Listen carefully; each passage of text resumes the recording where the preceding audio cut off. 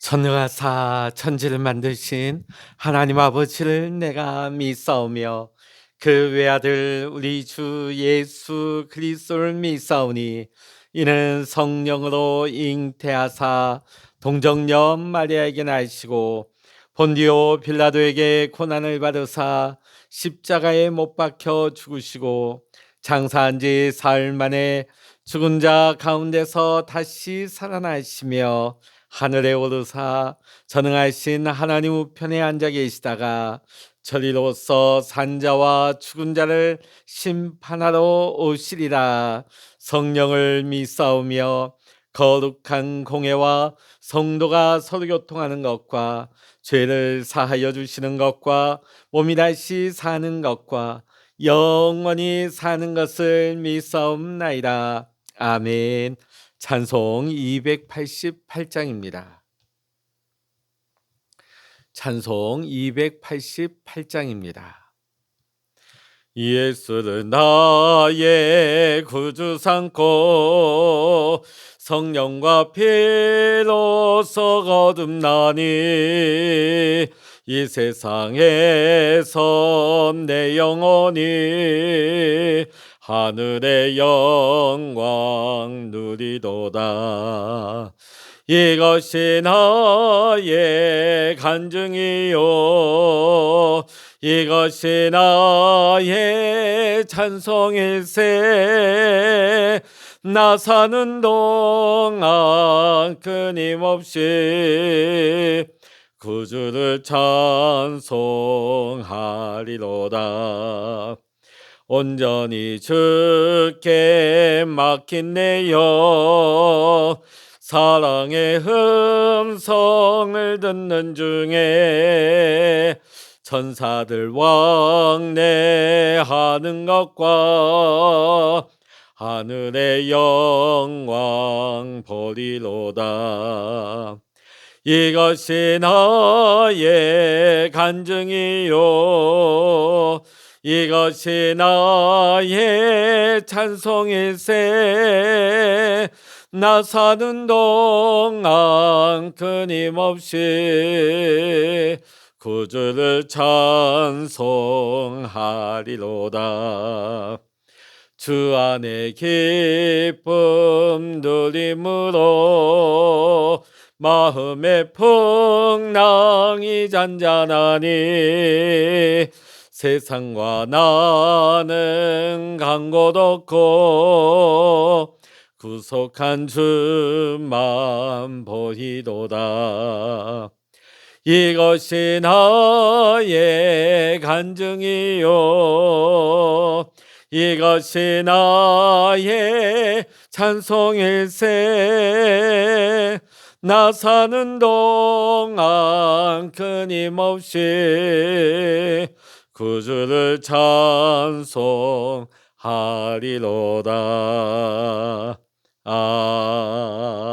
아멘. 이 시간 우리에게 주시는 하나님의 말씀 구약 성경 레위기 14장 1절로부터 57절까지입니다. 레위기 14장 1절로부터 57절까지 우리 말씀 교독하여 읽도록 하겠습니다. 제가 먼저 읽겠습니다. 여호와께서 모세에게 말씀하여 이르시되 나병 환자가 정결하게 되는 날의 규례는 이러하니 곧 그 사람을 제사장에게로 데려갈 것이요 제사장은 진영에서 나가 진찰할지니 그 환자에게 있던 나병 환부가 나았으면 제사장은 그 정결함을 받을 자를 위하여 명령하여 살아있는 정결한 새 2마리와 백향목과 홍색실과 우슬초를 가져오게 하고 제사장은 또 명령하여 그 새 하나는 흐르는 물 위 질그릇 안에서 잡게 하고 다른 새는 산채로 가져다가 백향목과 홍색실과 우슬초와 함께 가져다가 흐르는 물 위에서 잡은 새의 피를 찍어 나병에서 정결함을 받을 자에게 7번 뿌려 정하다 하고 그 살아있는 새는 들에 놓을지며 정결함을 받는 자는 그의 옷을 빨고 모든 털을 밀고 물로 몸을 씻을 것이라. 그리하면 정하리니 그 후에 진영이 들어올 것이나 자기 장막 밖에 이레를 머물 것이요 일곱째 날에 그는 모든 털을 밀되 머리털과 수염과 눈썹을 다 밀고 그의 옷을 빨고 몸을 물에 씻을 것이라. 그리하면 정하리라. 여덟째 날에 그는 흠없는 어린 순양 두 마리와 1년 된 흠없는 어린 암양 한 마리와 또 고운 가루 10분의 3 에바에 기름 섞은 소재물과 기름 한 록을 취할 것이요 정결하게 하는 제사장은 정결함을 받을 자와 그 물건들을 회막문 여호와 앞에 두고 어린 순양 한 마리를 가져다가 기름 한 록과 아울러 속건제로 들이대 여호와 앞에 흔들어 요제를 삼고 그 어린 순양은 거룩한 장소 곧 속죄제와 번제물 잡는 곳에서 잡을 것이며 속건 제물은 속죄 제물과 마찬가지로 제사장에게 돌릴지니 이는 지극히 거룩한 것이니라.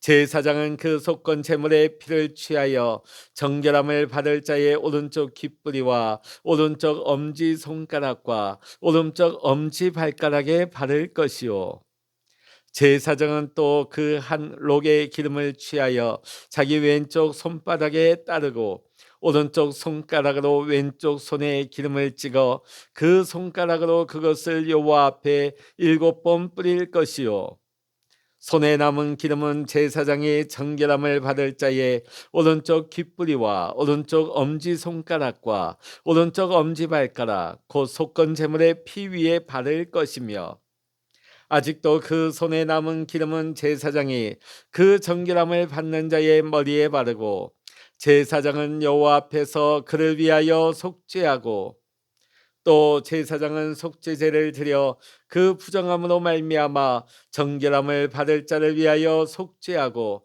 그 후에 번제물을 잡을 것이요 제사장은 그 번제와 소제를 제단에 드려 그를 위하여 속죄할 것이라. 그리하면 그가 정결하리라. 만일 그가 가난하여 그의 힘이 미치지 못하면 그는 흔들어 자기를 속죄할 속건제를 위하여 어린 순양 한 마리와 소제를 위하여 공가루 10분의 1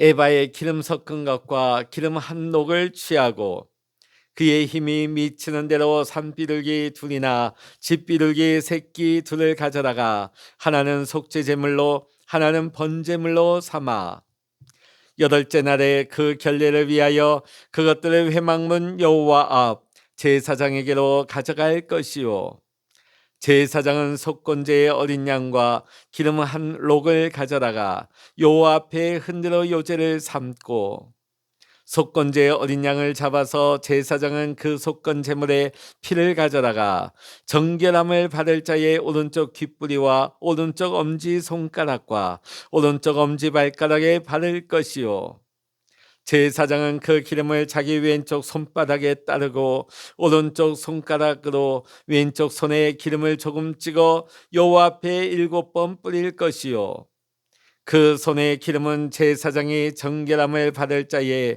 오른쪽 귓뿌리와 오른쪽 엄지 손가락과 오른쪽 엄지 발가락 고속건 제물의 피를 바른 곳에 바를 것이며 또 그 손에 남은 기름은 제사장이 그 정결함을 받는 자의 머리에 발라 여호와 앞에서 그를 위하여 속죄할 것이며 그는 힘이 미치는 대로 산비둘기 한 마리나 집비둘기 새끼 한 마리를 들이되 곧 그의 힘이 미치는 대로 한 마리는 속죄제로 한 마리는 소제와 함께 번제로 드릴 것이요 제사장은 정결함을 받을 자를 위하여 여호와 앞에 속죄할지니 나병 환자로서 그 정결 예식에 그의 힘이 미치지 못한 자의 규례가 그러하니라.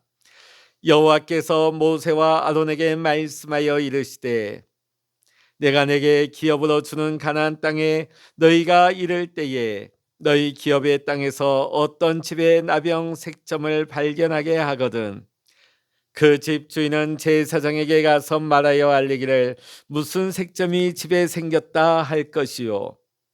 제사장은 그 색점을 살펴보러 가기 전에 그 집안에 있는 모든 것이 부정을 면하게 하기 위하여 그 집을 비우도록 명령한 후에 들어가서 그 집을 볼지니, 그 색점을 볼 때에 그 집 벽에 푸르거나 붉은 무늬의 색점이 있어 벽보다 우묵하면 제사장은 그 집 문으로 나와 그 집을 이레 동안 폐쇄하였다가 이레 만에 또 가서 살펴볼 것이요, 그 색점이 벽에 퍼졌으면 그는 명령하여 색점 있는 돌을 빼내어 성밖 부정한 곳에 버리게 하고 또 집 안 사방을 긁게 하고 그 긁은 흙을 성밖 부정한 곳에 쏟아버리게 할 것이요. 그들은 다른 돌로 그 돌을 대신하며 다른 흙으로 집에 발을 찌니라.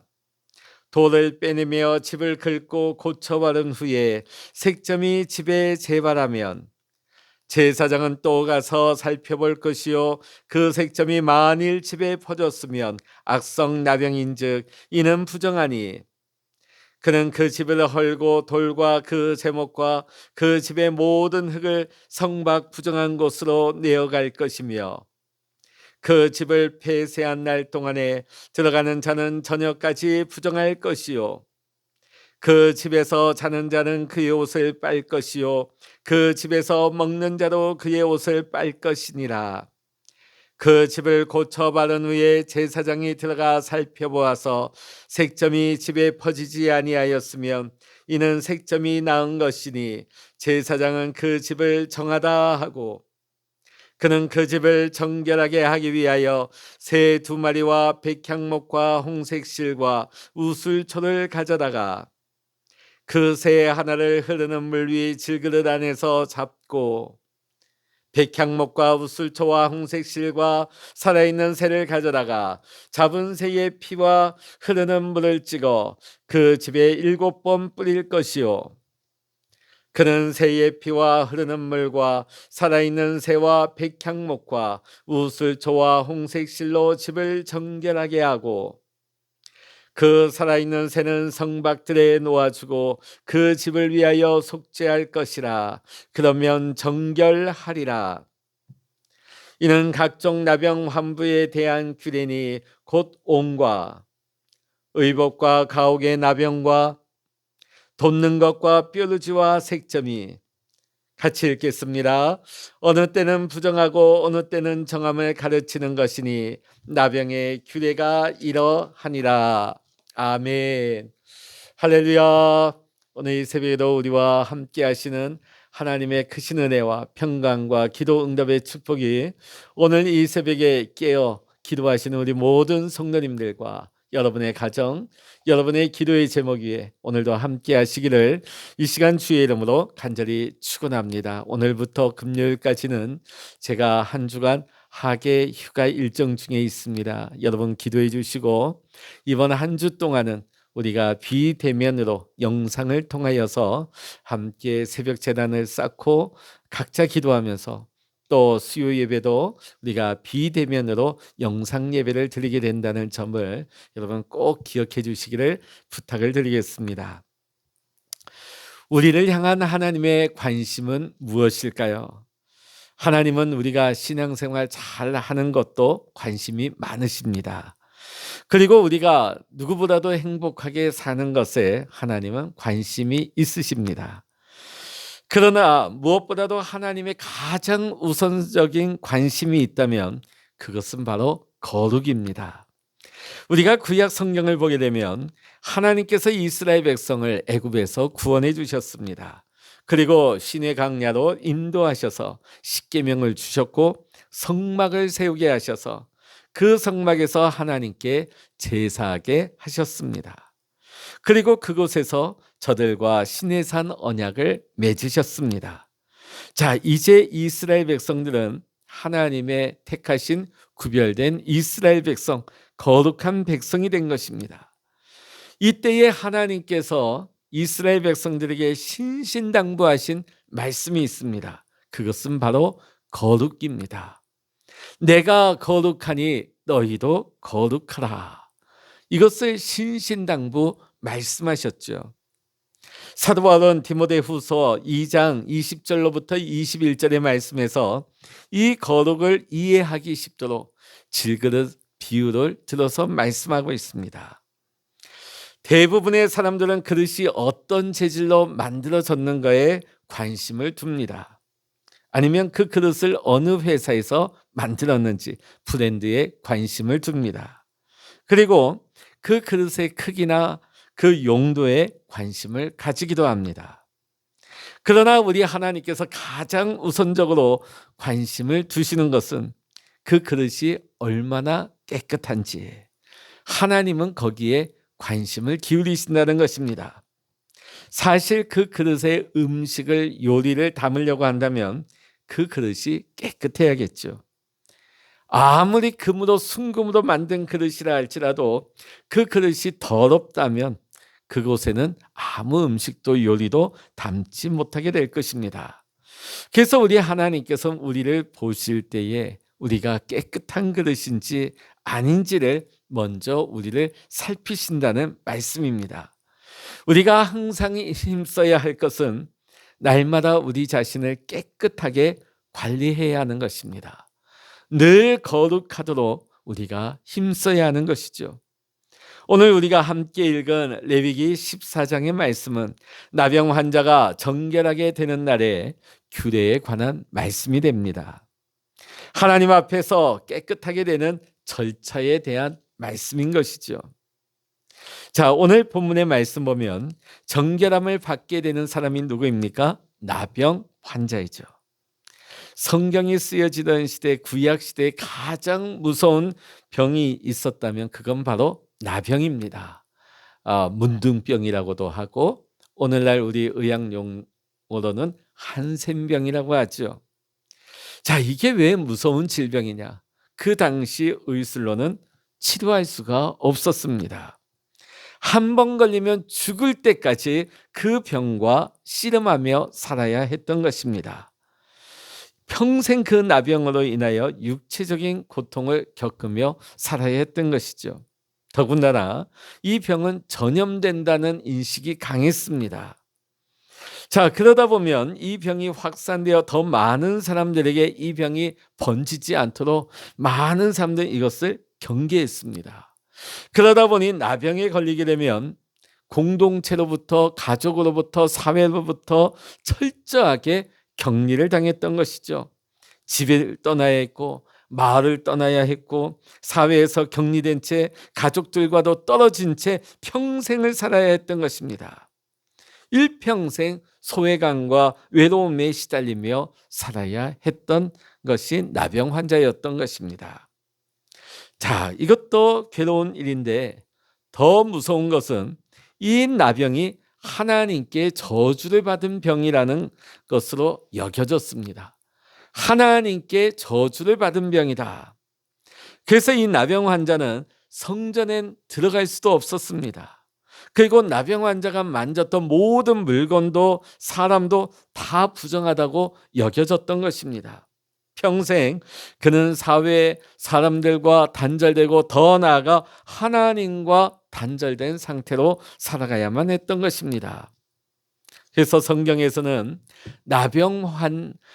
이 질병의 이러한 특징 때문에 나병을 죄를 상징하는 도구로서 사용하고 있는 것 같습니다. 자, 오늘 본문에 보면 그럼에도 불구하고 아주 특별한 경우에 나병이 낫는 경우가 있었습니다. 이때는 정결함을 받는 절차에 대해서 오늘 본문은 말씀하고 있습니다. 첫 번째는 제사장의 도움을 청해서 받아야만 했습니다. 나병 환자가 나았다고 하는 정결함을 인정받고 원래의 가정으로 사회로 복귀하려면 정결 예식을 치루어야만 했던 것입니다. 그러기 위해서는 이 나병 환자는 제사장의 도움을 받아야 했습니다. 제사장은 먼저 진영 밖으로 나가서 이 나병 환자를 자세히 진찰해야 했습니다. 그리고 확인해 보니까 병이 나았다면 진영 밖에서 1차로 정결 예식을 거행했습니다. 자, 왜 제사장이 이 나병 환자를 만났을까요? 이 사람이 정말 병이 나았는지 안 나았는지, 정말 이 사람이 깨끗해졌는지를 확인하기 위해서였습니다. 자, 그래서 이 사람이 나았다면, 이 사람의 병이 나았다는 것을 선포하기 위해서 제사장이 그를 만나기 위해 진영 밖으로 나간 것입니다. 여러분, 정결함의 여부는 하나님 앞에서 분별이 되어야 하는 것입니다. 자, 제 아무리 내가 스스로 깨끗하게 됐다 아무리 말해도 소용이 없습니다. 또 주변에 있는 사람들이 저 사람 깨끗해졌다고 증언한다 할지라도 소용이 없습니다. 하나님이 보시기에 정결해야만 하는 것입니다. 여러분, 사람들의 눈은 정확하지 않습니다. 속이기도 하고 속기도 합니다. 또 얼마든지 그런 척 할 수가 있어요. 그리고 그게 세상 사람들의 눈에는 통할 수가 있습니다. 그러나 여러분, 우리 하나님의 눈은 기만할 수 없습니다. 하나님의 눈은 속일 수가 없는 것입니다. 자, 오늘 하나님 보시기에 깨끗해야 하는 것입니다.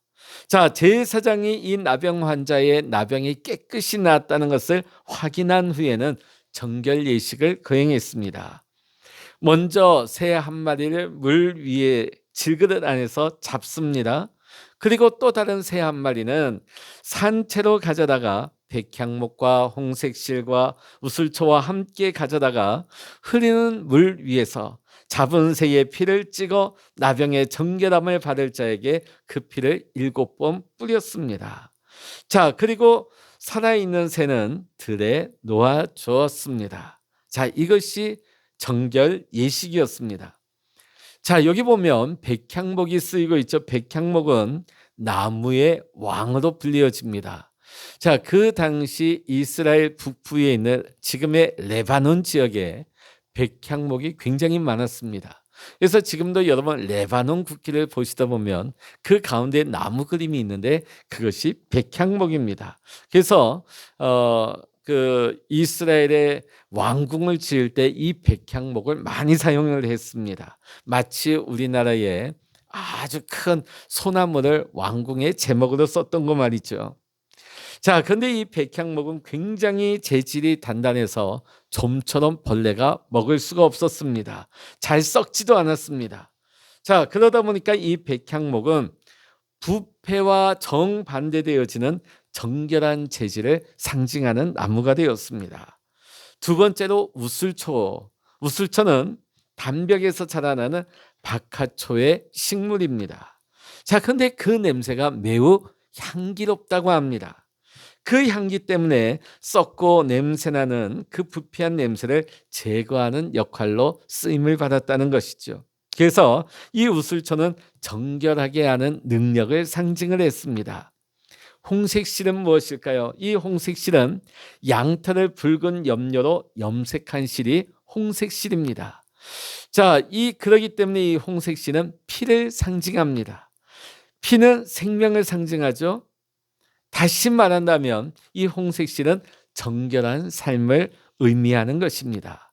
오늘 제사장은 백향목, 또 우슬초, 홍색실 이러한 상징들을 가지고 나병 환자의 병이 완전히 나았다, 정결한 삶을 이제는 살 수 있다 하는 것을 이제는 선포하게 되는 것입니다. 그리고 그 환자에게 이제는 정결한 삶을, 건강한 삶을 살라고 권면하고 있는 것이죠. 자, 그러면 이제 이 나병 환자는 어떻게 해야 될까요? 8절의 말씀 보면 이렇게 말씀하고 있습니다. 정결함을 받는 자는 그의 옷을 빨고 모든 털을 밀고 물로 몸을 씻을 것이라. 그리하면 정하리니. 여러분, 몸의 모든 털을 밀고 깨끗하게 한다. 여러분, 우리가 큰 수술 받게 되어지면 그 주변에 있는 털들을 깎습니다. 아마 수술을 해보신 분들 알 거예요. 머리를 깎는다든지 털을 깎는다든지. 왜 그럴까요? 그 주변에 병균이, 세균이 침투하지 않도록 그렇게 하는 것입니다. 예방하기 위해서. 자, 여기도 마찬가지입니다. 다시금 나병균이 침입해 오지 못하도록, 재발하지 못하도록 철저하게 예방하기 위한 것입니다. 자, 그리고 철저하게 씻고 그 주변을 정결하게 주변을 관리하라, 정리하라는 말씀이 되는 것이죠. 사랑하는 성도 여러분, 오늘 우리가 하나님의 백성으로 거룩한 정결한 거룩의 삶을 살기 위해서는 이 죄악 많은 세상 가운데서 우리 자신을 정결하게 지켜야 할 줄로 믿습니다. 사랑하는 성도 여러분, 우리를 향한 하나님의 관심은 하나님이 거룩하신 것처럼 우리도 거룩하기를 원하십니다. 하나님은 우리가 오늘도 거룩한 믿음의 삶을 살아가기를 기대하십니다. 그러기 위해서는 정결함을 받으라. 이 주님의 말씀을 오늘도 우리가 이 아침 마음에 새기고 성령의 인도하심과 도우심으로 날마다 정결한 삶, 거룩한 삶을 살아갈 수 있는, 또한 힘을 다하여서 마음을 다하여서 뜻을 다하여서 거룩의 삶을 힘써 살아갈 수 있는 우리 사랑하는 모든 성도님들의 삶이 될 수 있기를 이 시간 주의 이름으로 간절히 축원합니다. 기도하시겠습니다. 할렐루야. 하나님 아버지, 나병 환자가 하나님 아버지 어떻게 정결 예식을 치루었는지를 봅니다. 하나님 아버지, 우리는 나병 환자보다 더한 죄로 물들어서 하나님 앞에 하나님 설 수 없는 죄인들이었습니다. 그러나 주 예수 그리스도의 보혈로 우리를 정결하게 씻어주시고 우리를 구원하여 주셔서 하나님 앞에 나올 수 있도록 하나님 우리의 모든 죄를 씻어주시고 정결케 하시고 우리를 거룩한 백성 삼아주신 것을 믿고 감사를 드립니다.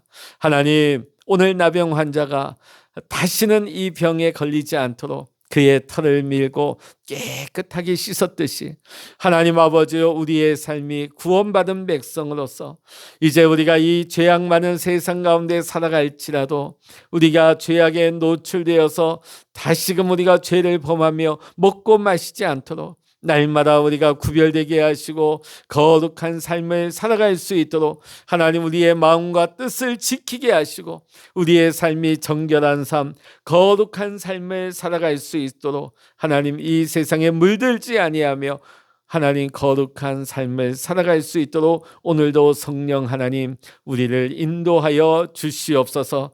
오늘도 우리와 함께 하시며 우리의 기도에 응답하시는 우리 하나님을 찬양하며 우리 주 예수 그리스도의 이름으로 간절히 기도하옵나이다. 아멘. 찬양하라 내 영혼아,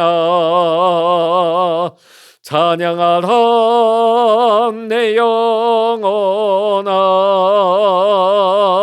내 속에 있는 것들아 다 찬양하라. 기도하라 내 영혼아, 기도하라 내 영혼아, 내 속에 있는 것들아 다 기도하라. 주여, 일창으로 합심하여 기도하십니다. 주여